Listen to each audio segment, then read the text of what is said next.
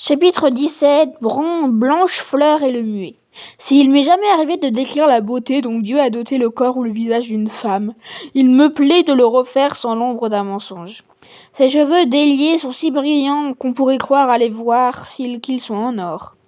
Elle a le front haut, blanc et lisse, comme sculpté par la main d'un artiste travaillant la pierre, l'ivoire ou le bois. Ses sourcils bruns sont bien écartés l'un de l'autre, ses yeux en amande brillants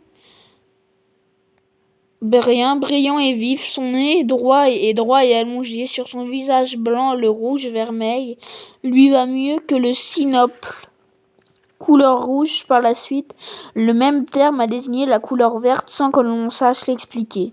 Sur les blasons, un des émaux héraldiques de couleur verte, ligne diagonale descendant de gauche à droite. Sur l'argent, on dirait que Dieu a choisi son visage pour y mettre toute la beauté et réjouir le cœur de ceux qui la regardent. Jamais avant ni depuis, il n'a fait sa pareille. Quand le chevalier la voit, il la salue et elle la salue en retour, et le chevalier aussi. La demoiselle le prend doucement par la main et dit : « Beau seigneur, votre logis ne sera pas ce soir comme il conviendra à un homme de valeur. Si je vous disais maintenant notre situation et notre état, si vous penseriez peut-être que je parle avec de mauvaises intentions pour vous faire fuir. Mais venez s'il vous plaît et acceptez l'hospitalité comme elle est. Que Dieu vous en donne une meilleure demain. » Ainsi elle le conduit-elle par la main jusqu'à une chambre au plafond peint, très belle et spacieuse. Ils s'assoient tous deux sur un lit recouvert d'une courte pointe en soie. 4, 5, 6 chevaliers entrent et s'assoient en groupe, sans rien dire, pour voir celui qui se tient à côté de leur dame en silence. Il se retient de parler car il se souvient de la recommandation que le noble seigneur lui a faite. Tous les chevaliers s'en entretiennent. « Mon Dieu, dit l'un, ce chevalier est-il donc muet ? Ce serait dommage car jamais une femme n'a donné naissance à plus beau chevalier. Il irait bien avec madame, et madame irait bien avec lui aussi. S'ils n'étaient pas muets tous les deux, on croirait que les dieux les a faits l'un pour l'autre afin qu'ils soient réunis. » Ainsi parle-t-il toutes des deux qui se taisent. La demoiselle attend qu'il l'interpelle, mais elle comprend vite qu'il ne lui dira rien si elle ne prend pas la parole la première. Elle lui dit alors aimablement : « Seigneur, d'où arrivez-vous aujourd'hui ? » « Demoiselle, dit-il, j'étais dans le château d'un noble seigneur qui m'a très bien reçu.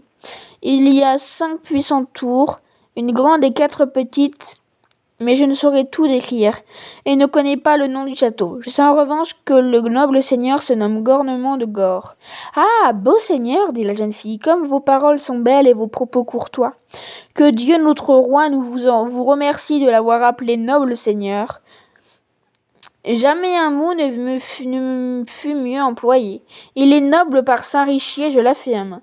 Sachez que je suis sa nièce, mais il y a très longtemps que je ne l'ai pas vue.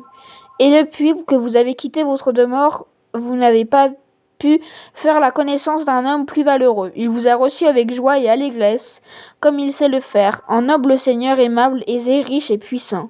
Tandis qu'ici, il n'y a que 6 miches de pain qu'un de mes oncles, qui est preux très saint et très religieux, m'a envoyé pour le dîner avec un petit tonneau de vin cuit. Nous n'avons d'autre provision qu'un chevreuil qu'un de mes hommes d'armes a tué d'une flèche aujourd'hui. » Puis elle ordonne que la table soit dressée. La chose faite, tous s'assoient pour dîner. Le repas est rapide, mais dévoré avec appétit. Ensuite, ils se séparent. Ceux qui ont veillé la nuit précédente restent pour dormir, et ceux qui doivent monter la garde du château cette nuit-là sortent. 50 hommes d'armes et écuyers veillent la nuit, les autres se donnent beaucoup de mal pour installer confortablement leur invité. De bons draps, une couverture coûteuse, un oreiller à la tête du lit lui sont préparés par ceux qui s'occupent de son coucher. Le chevalier a cette nuit-là tout le confort qu'on peut imaginer pour un lit. Ne lui manque qu'une jeune fille ou une dame de son choix. Mais de l'amour comme du reste, il ne sait rien et s'endort rapidement car rien ne le distrait.